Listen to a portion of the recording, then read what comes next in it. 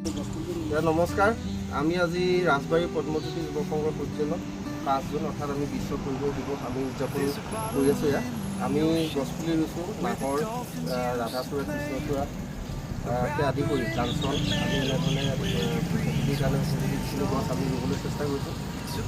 মই আজি আমাৰ এই পদ্মজ্যোতি যুৱ সংঘৰ মঞ্চৰ পৰাই সকলোকে এটা আহ্বান জনাইছোঁ যে 5 জুন যে আমি বিশ্ব পৰিৱেশ দিৱসত গছপুলি ৰুওঁ, আচলতে গছপুলি ৰোৱাটো এটা ফেশ্বনলৈ পৰিৱৰ্তন হৈছে। আচলতে এইটো হ'ব নালাগে। মই অনুৰোধ জনাইছোঁ যাতে কমকৈ ৰোৱক, যিকেইটা গছপুলি ৰুৱে সংৰক্ষণৰ ব্যৱস্থা কৰক, যাতে সেই গছপুলিকেইটা জীয়াই দিয়ে।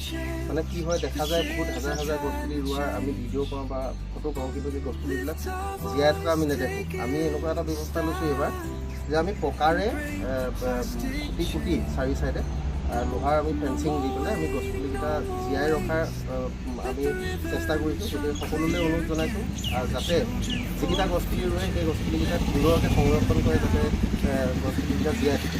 আৰু সৰু সৰু পুলিবিলাক আমি বিশ্ব পৰিৱেশ দিৱসৰ নামত পুলিকেইটা ৰুই যাতে সেই পুলিকেইটা মাৰি নেপেলায়, তাৰ বাবে মই বিনম্ৰ অনুৰোধ জনাইছোঁ সকলোকে। যিহেতু গছ থাকিলে মানুহ থাকিব, প্ৰকৃতিৰ লগত আমি সহবাস কৰি থাকিবই লাগিব। এইটো অতি জৰুৰী বিষয়। এইকণ সময়ত প্ৰত্যেকেই ওলাই আহক আমাৰ এই পৰিৱেশ ৰক্ষাৰ কাৰণে। আৰু আমাৰ পদ্মজ্যোতি যুৱ সংঘৰ তৰফৰ পৰা সমূহ অসমবাসী ৰাইজলৈ বিশ্ব পৰিৱেশ দিৱসৰ শুভেচ্ছা জনাইছোঁ। ধন্যবাদ।